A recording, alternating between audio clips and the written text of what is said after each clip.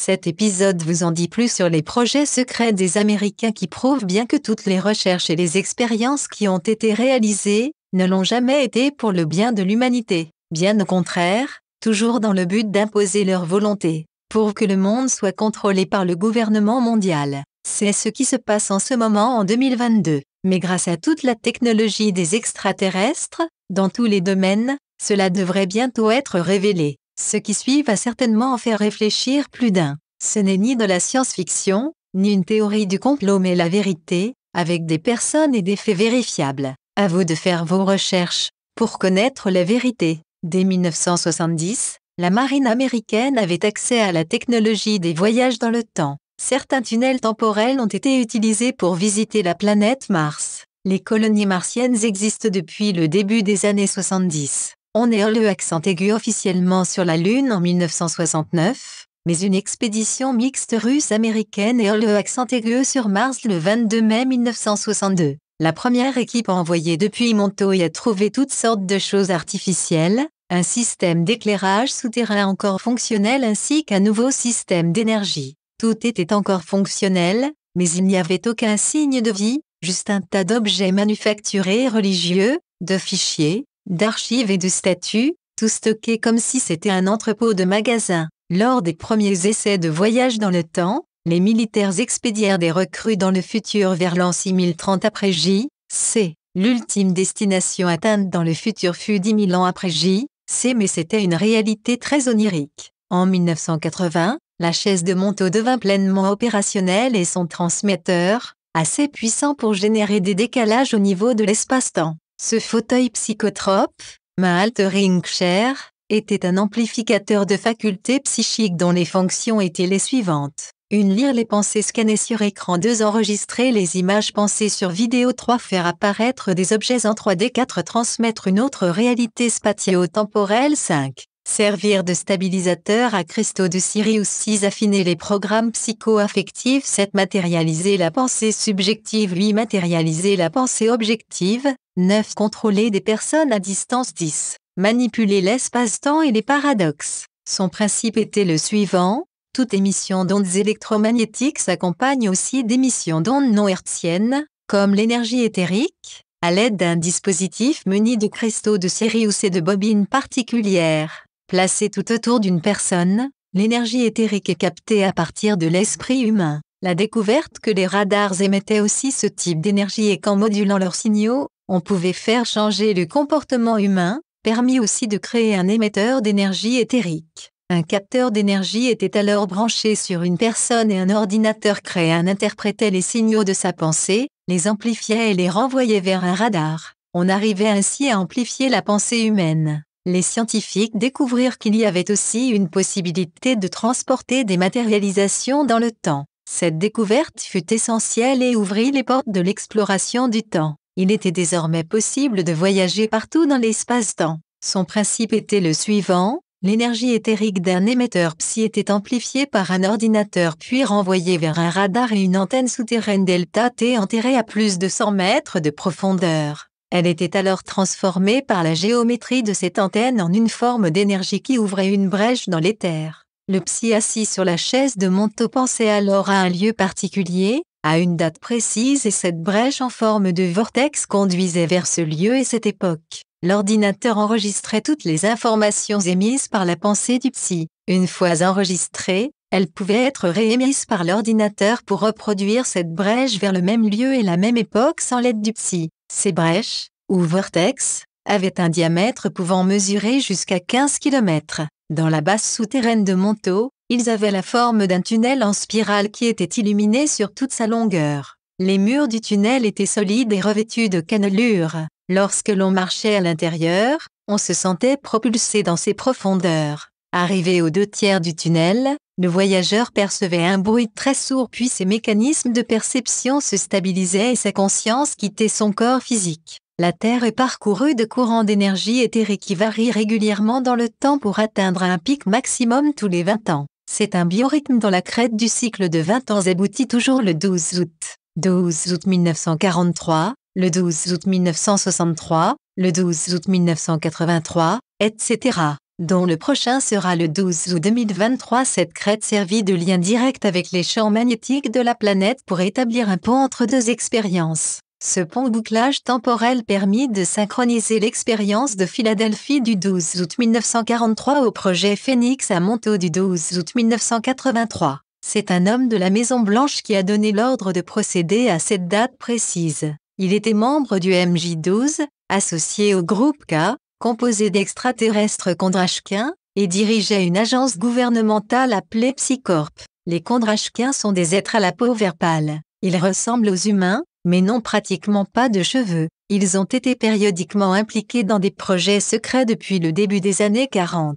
Leur influence a aussi contribué à l'établissement de cette date, car la création d'un trou de 40 ans dans l'hyperespace leur permettait par la même occasion de laisser s'immiscer dans notre dimension une multitude de vaisseaux spatiaux extraterrestres. Plusieurs groupes d'extraterrestres ont aussi assisté à l'expérience de 1983, des Leverons, liés à la Confédération d'Orion, des groupes dentaires, en tant qu'observateurs, et des membres du groupe d'Orion, comprenant diverses espèces reptiliennes. Ces reptiliens étaient toujours en guerre à l'époque avec d'autres extraterrestres appelés Elohim. Les gris du type Zeta réticulien n'ont pas participé au projet, car ils dépendaient alors du groupe d'Orion. Le 12 août 1983, le navire USS Eldridge provenant de 1943 redevient visible et les deux marins paniqués, Al Biley et Duncan Cameron qui avaient sauté par-dessus bord au cours de l'expérience se retrouvèrent téléportés à Montaut. À bord du navire, il y avait une grande agitation et plusieurs personnes en flammes croyant se jeter à l'eau, tombèrent aussi sur le sol de la base et y décédèrent. Les deux hommes furent escortés dans les sous-sols de Montaut où les attendait depuis plus de 40 ans, un consultant au projet nommé John von Neumann, officiellement mort en 1956. Il leur dit que le projet de Philadelphie était resté figé dans l'hyperespace et qu'il fallait les renvoyer sur l'Eldridge afin de détruire les générateurs. Sinon la brèche qu'ils venaient d'ouvrir dans l'hyperespace risquait de s'agrandir et d'engloutir la Terre. Ils furent renvoyés sur le navire et détruire les sources d'alimentation électrique à la hache. L'USS Eldridge retourna alors à son point d'origine dans l'espace-temps, mais environ 3 heures plus tard. Cela expliquait les 3 heures d'interruption radio qui eurent lieu à Philadelphie et qui étaient dues au bouclage temporel fermé Closed Time Loop, créé, lorsqu'en 1983 le vortex fut verrouillé sur le 12 août 1943. L'un des problèmes majeurs lorsqu'on voyage dans le temps, c'est qu'il est déconseillé de tenter de revenir à son point d'origine précis dans le temps. Il faut toujours arriver un peu plus tard,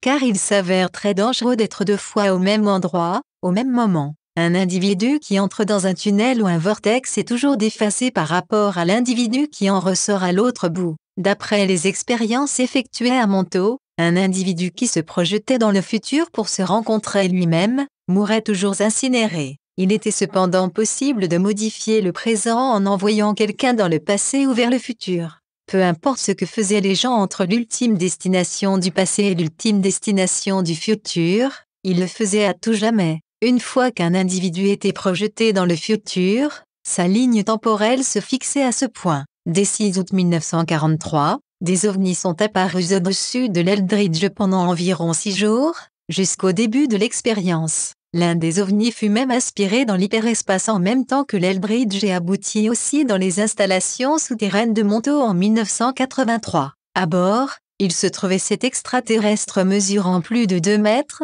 et qui avait une allure humaine. Leur peau avait l'aspect du cuir foncé et ils étaient tous chauves.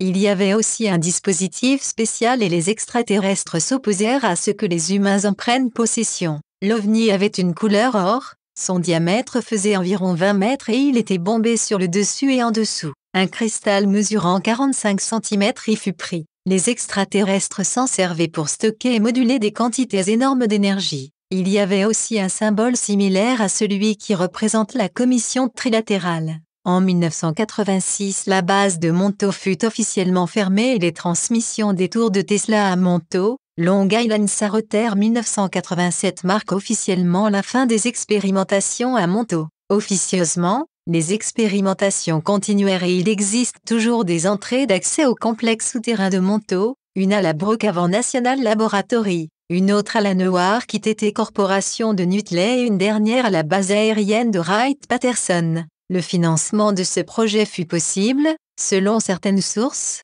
grâce à 10 milliards de dollars en or pris aux nazis en 1944. Ce fait serait document accent aigu et vérifiable. Ces fonds ont aussi servi à financer 25 autres bases partout aux États-Unis. Elles ont toutes reçu un enseignement relatif au temps zéro et dépendaient de Montaut. Elles fermèrent aussi officiellement en 1983. Selon des sources sûres, ces projets secrets auraient causé une brèche importante dans la grille terrestre, et par conséquent la pénétration de notre réalité tridimensionnelle par des forces extérieures. Certains groupes d'extraterrestres tels les Greys ont même tenté d'ériger une clôture de fréquence autour de la Terre dans le but de freiner notre évolution, mais en vain. Aux dernières nouvelles, von Neumann est toujours en vie. Il a connu un démêlé avec le gouvernement et il a souffert de troubles de la personnalité en 1977, suite à sa démission comme directeur de programme. Il est devenu consultant et est toujours en contact avec les instances gouvernementales américaines.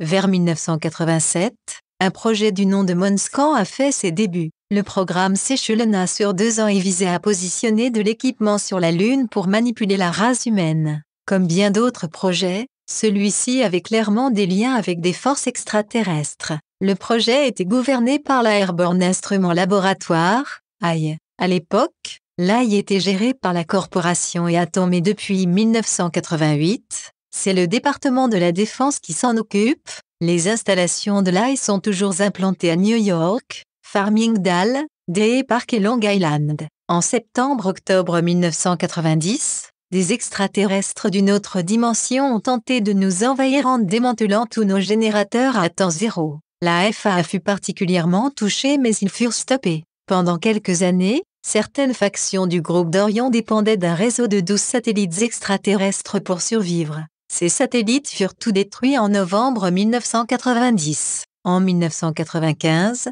le groupe d'Orion et certaines instances gouvernementales américaines ont envisagé de contrôler entièrement la population mondiale, ayant un système génétique proche de celui des humains. Le groupe d'Orion a longtemps cru pouvoir réussir des croisements et des hybridations avec nous. Ils ont fait mener par l'intermédiaire des grilles des expériences leur permettant de modifier le sperme et l'ovule humain dans le but de créer des hybrides d'une nouvelle espèce. Les humains étaient alors censés s'accoupler en procréant des enfants issus de la génétique extraterrestre. Heureusement pour nous, ces expériences n'eurent pas le succès escompté. Cependant, les grilles poursuivent toujours l'expérimentation génétique. À l'origine, les États avaient une génétique de type humaine, un héritage des végans. Les humains ont des ancêtres végans et certains morceaux de l'ADN végan ont été adaptés à travers leurs expériences pour obtenir un état d'existence avancé. Le problème, c'est qu'au fil des millénaires, ils ont été victimes d'une dégénérescence cellulaire qui a provoqué la fragilisation de leur organisme et leur a fait perdre le côté émotionnel.